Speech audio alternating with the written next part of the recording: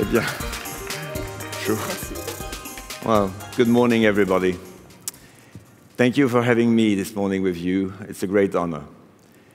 I would like to keep this opportunity to share with you a few convictions about digitalization and corporate responsibility. I also want to share with you my optimism, because I feel this is a very central topic, and corporations have a really central role in what's going to become the future. I think the context in which we are all living today is not always rosy, isn't it? It's, as a matter of fact, sometimes rather gloomy. When you think of it, tensions in the world, geopolitics, trade tensions, all sort of events, wars, all what you know, by opening the press in the morning or listening to the news. Well, I want to tell you that despite that, the digital revolution is in the background of all this scene, and it's going to move whatever we think. And so we have to cope with it. And the reason why I am optimistic is that we think we can fix a few important basics. The first is, yes, we can be optimistic, provided that we just face reality. Facing reality means that we understand that many people today in our world do not live digitalization in a very positive way. Many people feel aside, pushed aside. They feel that they have not benefited from globalization. They think that they are the people who have not, compared to the haves. And you cannot just ignore that. It's a matter of fact. So this has fed a tremendous amount of mistrust towards institutions, even the press, the media, and corporations. And so facing reality means that we understand that. There is growing mistrust, and we need to fight clearly against that. And guess what? The digital revolution is not really helping every day. Because there also, some people think that they don't get it. They don't understand. They're not trained. What's going to happen in the future for themselves, for their jobs, and for their children? All that is part of the context. So face reality. But the second reason why I can be optimistic is I think that we can be committed. And when I say we, I say the corporations, the companies. We must be committed and say that we will never leave people behind. It's a sacred duty, and I think we have it all in our hearts.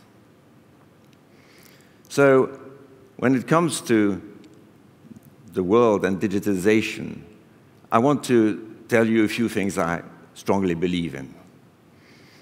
Corporations are at the center of the scene today in matter of social, political, economical life. Everybody knows that.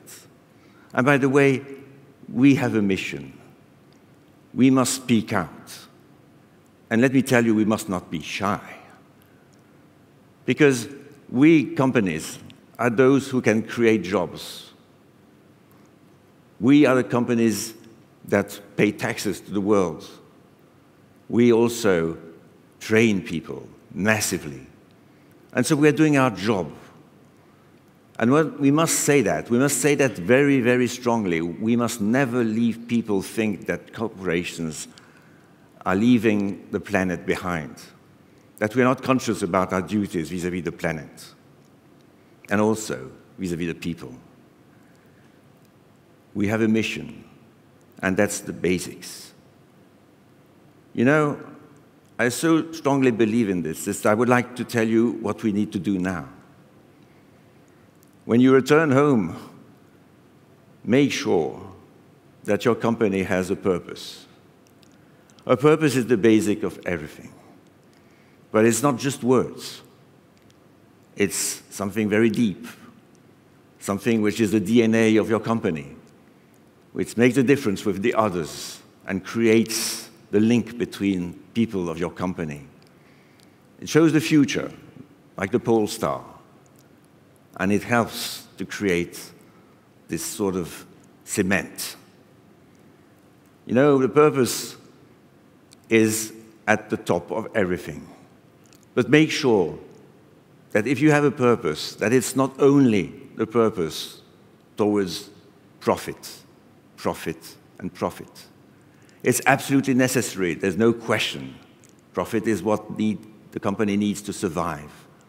And so we must not go against that.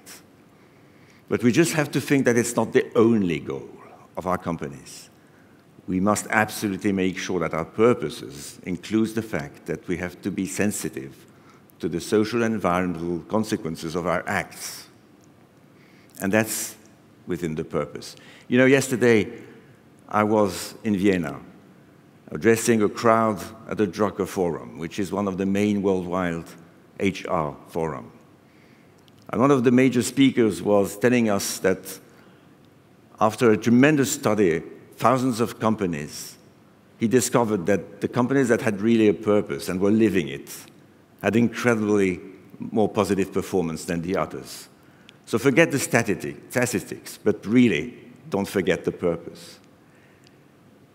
I was so pleased for my teams last year when Forbes classified Michelin as the best employer in the United States. Can you imagine? Well, we didn't take any glory out of that, but it's probably something to do with the purpose of the company. And if I can just remind you of that purpose, we care to offer everyone a better way forward. Well, of course, you can recognize in that purpose the technology, the going forward, the mobility, sustainable mobility, all the rest, innovation, technology, what you name it. But you also recognize the second leg of that, which is offering everyone in the company not only a better way forward, but a fantastic development of its own career, making sure it can unleash its energy and speak out. Well, that's the key. And I think if we have all that in mind, we can succeed in making sure that the future becomes brighter. Let me come back 1 second on this digitalization world. How do we have to tackle it? I mean, artificial intelligence is coming. We all know that. And there's nothing to go against that. It's obvious. Our world has changed so fast in the past 4 years compared to the past 40 years. Who knows what it's going to be in the next 10 years? The way we work is changing, everything is changing. This is obvious. So that is very good. It's fantastic. When you think of it, I mean, in our company, it's starting to change the way people work. It's increasing dramatically the performance of the people. Not to speak about our plants that are starting to move towards this fourth industrial revolution. And so when you think about productivity, when you think about quality of products, protection of assets, predictive maintenance, all the rest, simulation, it's all about big data. And now it's moving on very quickly. So we're not going to stop that. It's wonderful. But guess what? It can also be a bit frightening. You know, it all comes back to a question. What do we want our corporations to be in 10 years? What world do we really want to create? I always keep in mind the whispering of major managers of artificial intelligence who told me one day after a meeting in the year, Jean-Dominique, you know, sometimes we are afraid of what we are doing because we don't exactly know if we are totally on control. When you hear that, you just have to think, okay, keep cool. Let's monitor what's coming. So artificial intelligence is coming, everything is there, let's not fight against the tide. Let's just make sure that we monitor the whole process. Because when it comes to Michelin, I told you, we're there. The door is open. My team here, some of you sitting in the room, if we went otherwise, you would really have hard words with me outside. But the point is that we're moving quickly, and we tried to move early. You know what? The first company that Michelin bought after 9 years of non-growth, external growth, the first company was a digital company in Brazil. And at that time, 4 years ago, people were telling, wow, what's going on there? Have we got really a pilot in the plane? What is he doing? It's not a company that's manufacturing tires. It was a pure digital company, making sure that we could create the relationship with our customers without anybody interfering between us and our customers. Well, the sort of feeling that we got very early, because we didn't have the competencies, made that we moved very, very quickly towards having the right teams, having the right technologies, and making sure that we're now up to date. And clearly, when you look at what's happening now in our plants, well, you feel secure. 3 years ago, I was worried. Today, I'm not. You see, there is behind all that at Michelin a golden rule. The golden rule is to say, we want progress, we want technology, we want innovation, but we want the people at the middle of all that. Because the tide that's coming, we're going to take it and push it forward. We're going to make sure that the people are at the center. I don't want these wonderful robots, machines, to tell the people of Michelin what they have to do without the people of Michelin having taught them what they would have to tell them. That means that we need to take our time. Yes, we go fast, but let's move step by step. Make sure that we have the people properly trained. And then, I can tell you, massive investments, yes, but in a condition where the people is at the center of all that. So, listen, we're there, we're going to move. But in a nutshell, I would tell you, yes, I am totally optimistic. I think there is no question behind the idea that corporations can be lost with digitalization. Digitalization will always be a means. It's not the final goal.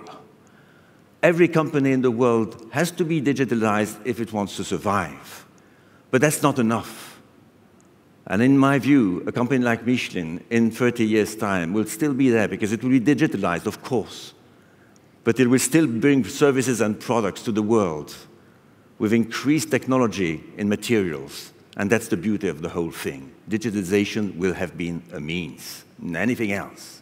And the second point, please remember that. People first. People first. Don't let the whole thing go without people being at the upstream of everything, at the center. Because if we don't do that, I can promise that we are preparing a sort of modern version of hell, which I don't think is exactly what we want. Thank you very much for your attention. Thank you so much. Thank you so much. Thank you. Thank you so much. It's truly inspiring to see such an important executive worldwide to talk about human, to talk about how important it is to put the human at the center. Really, it is. It is. You know, we were backstage. He was talking, and I could see how simple, how humble he was. And I thought, wow, it's amazing, because I think and I feel like there's really a lack of image of,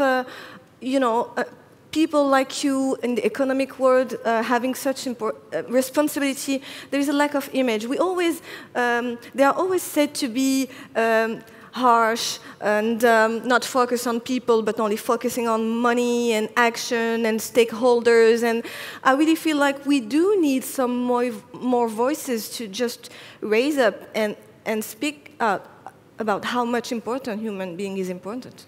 Well, I think we lack of that. Well, it's kind of you mentioning that, but I can't speak otherwise. I mean, it's exactly the spirit of our company, and this is what I try to lead, and I'm trying to lead it for some years. We're not going to change now, don't worry about that. Well, but if I'm worried about something, is that I would like to be absolutely sure that worldwide this sort of concept grows. Not totally sure today, honestly, so we have to speak out. Well, thank you for doing it here, and it's totally the spirit of day one. It's giving the voice to entrepreneurs and like you, who want to put human back at the center of everything. And also, in the format of day one, we do question and answers. Right. And you're going to be the first one today. We are very lucky to have you here. And I will call on stage two different people. The first one to ask you a question is 17. He's 17 years old. Good. His name is Eliot Lane. Okay. And when I first asked him, why are you interested in new technologies? He told me, no, it's not that I'm interested in new technologies. I'm interested in my future. Yeah. You know? That's his question. Why are we interested in technology? Is that the question? No, I mean, he's coming, he's going to ask you the question. I'm just saying that actually new technology is not a topic in itself. It's the future, whether you like it or not. Right. And that was his answer. He told me, I'm interested in the future, I'm interested in my family, therefore I'm interested in technology. So please welcome Eliot Lane. He's 17 and he studied at the American School of Paris. And there will be someone else who will come. And he's a totally different person. His name is Wang. And he's the founder and the chairman of one of the largest companies in China. He's one of the biggest HR and technology company in Asia. He's one of the biggest employer in China. Please welcome Wang. 你好. 你好. 你好, Wang. 你好. 你好. 真是的，我很高兴。谢谢 ，Thank you。我爱你，no no， 爱你 no， 我爱上海在中国。Okay. And to moderate this moment, I'll ask for the initiator of this event. Please welcome Denis Jacquet. There we are. Oh, there you are. Good morning, everyone. I just checked during the meditation session. Still 20% of you were sleeping. It's official. Never do that again. Thank you. How can you dream something better than I think I can tell that Jean-Dominique is a friend because it's something that I feel in my heart. It's correct. Sincere, you know I that. confirm. Yeah. Jean Castellini, thank you so much for what you said on me. I'm feeling like a god since yesterday, so my head is kind of swelling and my ankles as well, so it will be going better. When you're coming from China for us, it's very important for us that you be there from the first year and we will build something very strong together. And you met yesterday on stage, Eliot. Are you 70 or 18? I'm 18, actually. Oh, you're old now. Yeah. Officially. Old guy. Okay. Okay. So, Jean-Dominique, there was something that you did a few months back, asked by the President Macron, which was called a kind of report, survey, study about social and corporate responsibility. One big question we all have is, okay, when the chairman, the shareholders, and the people are aligned, then we can say that the companies are doing their job and they are doing a great job. Because when the alignment is here, that's okay. And sometimes you meet companies that sometimes the chairman is here, it's aligned with the shareholders and the people, and the chairman change. I experienced that with another company that I wouldn't give a name today. And suddenly people inside say, wow, we are not social anymore. So the question is, and that was one of the questions you had to answer, should we regulate the corporate responsibility or should we leave it to this alignment that sometimes happens, sometimes doesn't happen? I think we should regulate less possible. You know, companies don't need too many regulations. They already have quite a few. It's the matter of taking accountability for the future. I mean, you were mentioning a report that I had the honor to write this early year. for the French government about the role of corporations.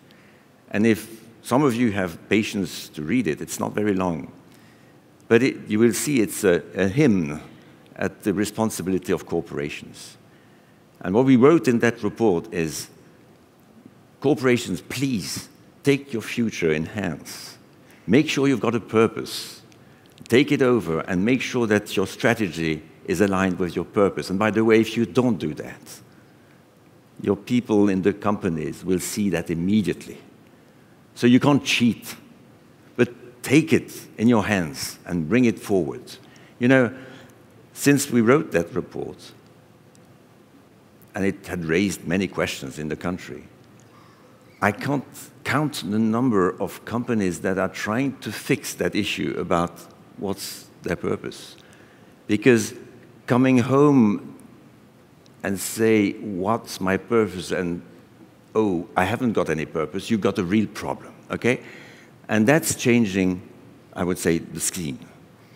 So responsibility is in the hands of companies, and if they don't take it, you can be absolutely sure that states will come in and regulate. And because it's the basic duty of states to make sure that society lives in harmony, as they say. Because if the companies don't do that, they will have to do it, and then you don't know what can happen. We have already so much on our shoulders. We, as corporations, I told you, are at the center of the scene, honestly. Social, political, economic, everybody knows that. Everybody's relying on us to create jobs, to entertain, to create the future, to bring new technologies. And at the same time, if we don't take it in earnest and make sure that we are totally sensitive to what we're doing in social and environmental terms, well, then states will come in and we will have the regulations. Yeah. And just before going to Wayne, there certainly something else that you mentioned. At some time, we are doing each individually something. So the state or governments tend to think that they have to have a vision. I'm not sure they have a vision anymore. And so they decide, and we should contribute. When I say us, it's companies, corporations, small and medium businesses, large companies.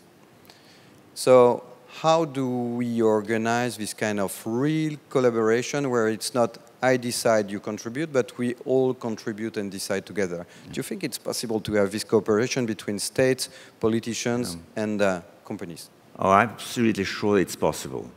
And by the way, if we miss that opportunity, we're going to miss everything. I can see it in many countries. In the United States, it's clearly the case. Yeah. There is a very close link between government and the business. It's probably true in China, if I may. It's true in many other countries. In Europe, some countries like Germany are very well in advance in that domain. It's cultural. France is moving towards that. It's been a long time. And for years, we have been speaking out about the necessity of this link between public and private companies. Honestly, it took time, but it's now coming. I can see that in the regions. You know, the headquarters of Michelin are in Clermont-Ferrand. It's the center of France. Well, you know, in that region, everything that's happening today is happening because there is an incredibly close cooperation between the public sector and the companies, and that is beautiful. So I think it's moving on. But if we want to think about Europe in the future, well, I think that there is a global cement to create there to make sure that Europe really means something. It will go through two major actions. The first one is the one you just spoke about. Make sure that publicly and privately people can work together beyond the nations and the countries.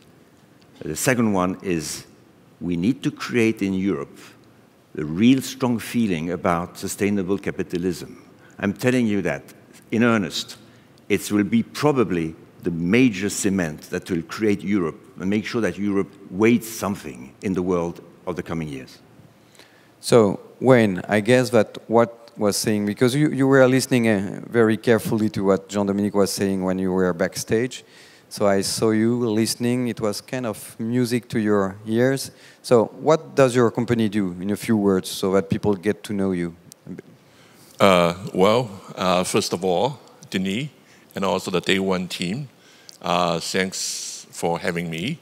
Welcome. I try probably the farthest from China to here, and not just to share my thoughts, but then also have an opportunity to learn. And I found Mr. Senard's comments was very inspiring, okay? So that's my direct feedback. Thank you. And, speaking of, the technology trend, the so-called digitalization, and we call it digital transformation. So it is not just making technology changes, but it's profoundly transforming an organization along with the technology trend. So there's an implication behind it. And also, I feel it, it is very important, because we, CDP, just a few words, as the largest technology-enabled HR services in Asia, in particularly China, we provide a technology platform to help our clients to manage their employee on different aspects: business processes, payrolls, employee benefits, insurance, all together. And we help our clients to manage, up to like 1 million employees in Asia Pacific. So we're at forefront of the technology. So to answer your question, this is what CDP does. But then look at it, we are actually driven by a few big trends. One of the key trends is really the technology transformation. It's not only happening in France, United States, but also in Asia Pacific, in China particularly. Yeah. We said yesterday that there's not a unique solution, but the problem is universal. I mean, the challenge we face, artificial intelligence, automation, the same challenge for everyone worldwide. So, but there must be some kind, I spent 10 years of my life abroad, there's always a difference between each culture, region, and everything. You travel a lot. What is the difference, major difference that you see when you work on HR issues in Asia, in Europe, in the States? Do you feel a specificity and then a specificity in the way that you deal with it? With my experience, I had an opportunity to work in different continents. I worked in China, I worked in United States, and I also worked in Europe before. As a matter of fact, 3 of us were alumni from HEC, right? So I studied in France before. Each country has its own sort of a profound economic or political reasoning in terms of human capital. Okay, I make an example for China. For instance, China is in terms of population, is the largest country in the world. There are about 900 million workers. But then, China used to be viewed as the world manufacturing center. Okay, they produce, companies such as the Michelin or automotive companies having their manufacturing base in China. But with the economic development over the past 20 years, the labor cost has been increasing dramatically. I have a number. For the past 7 years, the average labor cost increases about 20% per annum. So in a sense, that a lot of the theories based on the labor cost arbitration doesn't work anymore. So China have to embrace such an economic change. So what is the way, right? So the government is basically promoting that, the whole industry moving up the value chain from purely manufacturing-centric towards more innovation-centric. Yeah.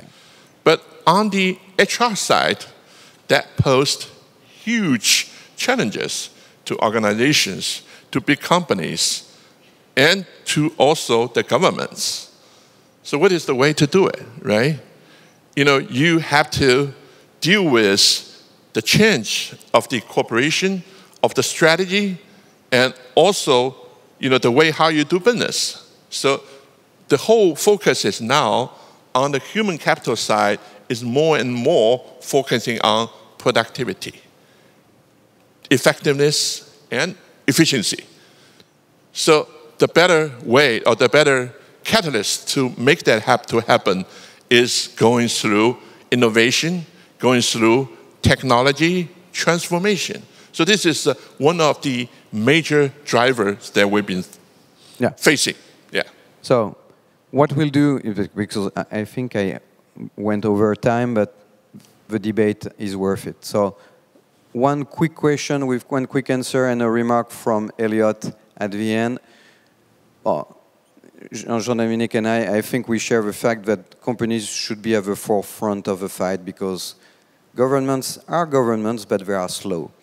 And we need to act very fast. And we see that worldwide, there's 30% more dictatorship in the world than 10 years before. Mm-hmm. So we need to do something.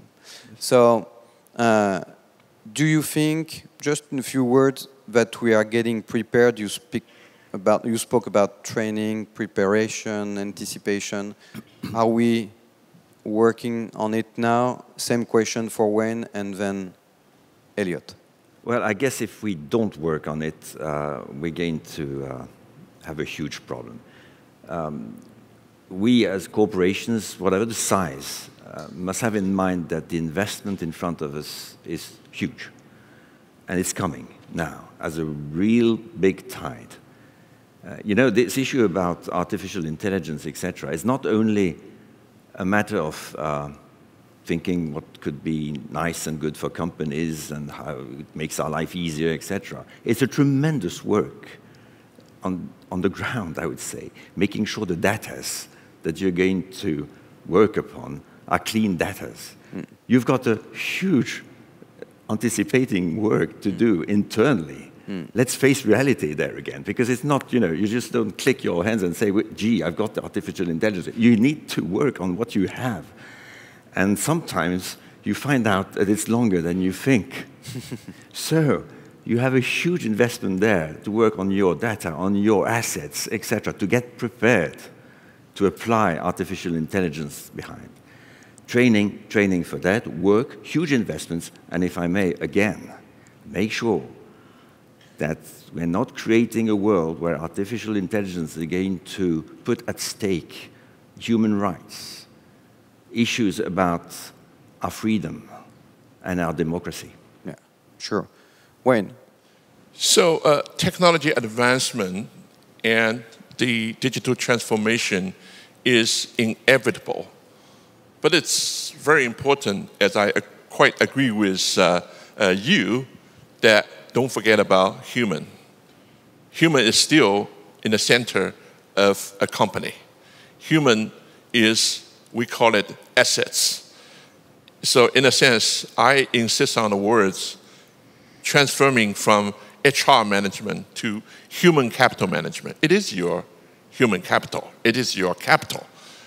And for that, so, you know, for the purpose, for the goodwill, so company has the responsibility to help their employee to bridge the gap, to cross or leap through the chasm, you know, to basically to, you know, inevitably some of the repetitive job will be eliminated. But the employer has the responsibility to help them to reskill, upskill, to help them to go through this gap. So that's the key of it. So last word, because we are late, always late. But you know, Woody Allen said, I love the future because that's where I will be spending most of my time. You will be spending most of your time in the future, hopefully for you, and then because we are older.